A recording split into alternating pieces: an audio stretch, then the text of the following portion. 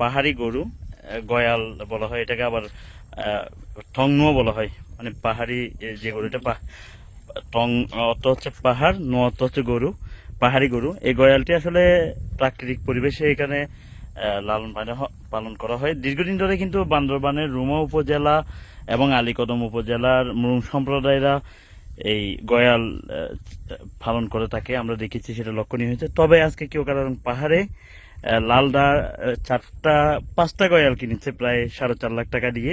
এগুলো তিনি লালন পালন করতেছে, মা সহ রয়েছে। এটা হচ্ছে গয়াল, এটা হচ্ছে গয়ালের ছোট বাচ্চা।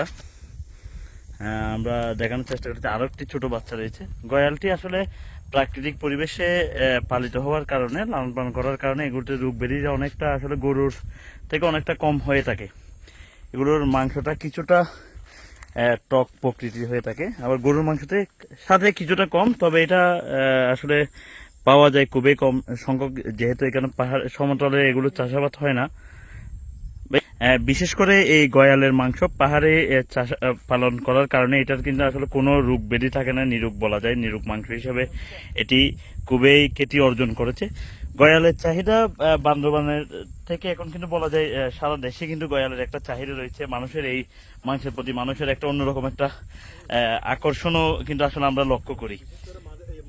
বিশেষ করে এগুলো হচ্ছে উরুষ যারা করে, বিভিন্ন রকমের মানত করা থেকে শুরু করে বিভিন্ন মাজারে চিনি করার জন্য, উরুষের জন্য এই গয়ালগুলো এখান থেকে সরবরাহ করে নিয়ে যাওয়া হয়। তবে এখন কালের পরিবর্তনে গয়ালের বিভিন্ন প্রজনন কেন্দ্র তৈরি হয়েছে, সে প্রজনন কেন্দ্রগুলোতে কৃত্রিম উপায়ে গয়াল প্রজনন করা হচ্ছে। তবে এখানে যে কেউ কারণ পাহাড়ে আমরা যে গয়ালটি দেখাচ্ছি সেটি কিন্তু আসলে অন্যরকম স্বাদে, যেমন এটার ভিন্নতা রয়েছে, পাশাপাশি এগুলো নিরোগ হওয়ার কারণে এই মাংসগুলোর চাহিদাও আসলে অনেকটা বেশি। বিশেষ করে অনেকে শ্বাসকষ্ট, প্রেসারের রোগী, অতিরিক্ত ম্যাট এবং চর্বি জাতীয় মাংস খেতে পারে না, তারা কিন্তু এই নিরোগ মাংস হিসেবে, গরুর মাংসের বিকল্প হিসেবে কিন্তু আসলে গয়ালের মাংসটা খেয়ে থাকে। গয়ালের মাংসে আসলে কোনো রোগ না থাকার কারণে এটির চাহিদা যেমন রয়েছে, পাশাপাশি মানুষের একটা আকর্ষণের জায়গাও তৈরি হয়েছে। এটা পাহাড়ে ছেড়ে দেওয়া হয়। আসলে পাহাড়ের প্রকৃতি, পাহাড়ের মানুষ, পাহাড়ের পশু পাখি সবকিছু কিন্তু আসলে সৃষ্টিকর্তার অপরূপ এক সৌন্দর্যের লীলা বলা যায়। এখানে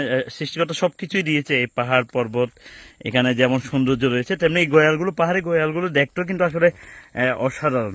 আমি দেখানোর চেষ্টা করছি, দুইটা কালার তার সৃষ্টিকর্তা এমনভাবে তার কালারগুলো দিয়েছে, মনে হচ্ছে কি নতুন করে ডিজাইন করে বানানো হয়েছে। অসাধারণ এই গয়ালটি দেখানোর চেষ্টা করছিলাম। এটা আমরা এখন আছি কেওক্রাডং পাহাড়ের ঠিক ডালুতেই, যেখানে গয়ালটিকে বেঁধে রাখা হয়েছে। এখানে 3টা দেখিয়েছি, আরো 2টা গয়াল হয়তোবা ভিতরে থাকতে পারে, নিচে নেমেছে। তবে লালদা আমাদেরকে বলেছে তিনি 5টা গয়াল নতুন ভাবে ক্রয় করেছেন। ধন্যবাদ।